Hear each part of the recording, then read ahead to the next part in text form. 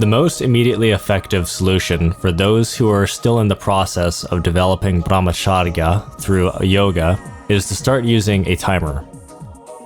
The timer technique involves setting up a few timers or alarms that go off throughout the night at specific intervals. Each alarm interval should be set according to the last time you woke up, and when the next nocturnal mission could happen.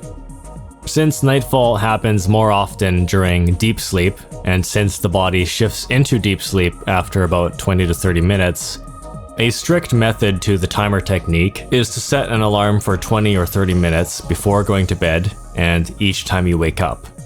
This method breaks the sleep cycle before entering into deep sleep. Since wet dreams usually happen after 1 to 2 hours of sleep, when we've reached the end of one of our sleep cycles, a more sustainable method is to set the timers at 35 to 45 minute intervals.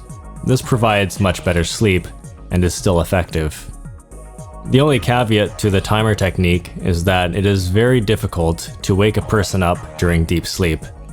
So don't be surprised if you find yourself sleeping through your timers or unconsciously turning them off when you're sleeping. For this reason, for both methods, it is highly recommended to set a second timer or alarm that is ready to go off shortly after the one that is intended to break your 35 or 45 minute sleep interval. Be aware that default smartphone alarms and timers don't cancel out the external phone speaker when headphones are plugged in.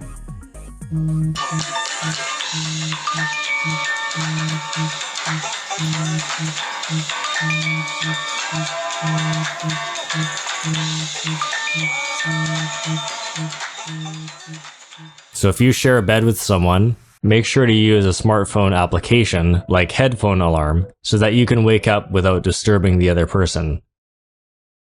If you want to wake yourself up out of deep sleep, the volume of the alarms must be turned up very high just before the point of discomfort. Deep sleep can be so hard to wake up out of that alternative alarm clocks will most likely be necessary. Vibrating alarm clocks, extra loud timers like the Screaming Mini, and electrical shock devices like the Pavlok shock clock are also available on the market. When using vibrating alarm clocks, the vibrators should be placed under your pillow or head, under your back or upper thigh, as sitting on a vibrator can be uncomfortable, or even somewhere on your head with a strap. If that doesn't wake you up, you'll need something more powerful like the Pavlok shock clock.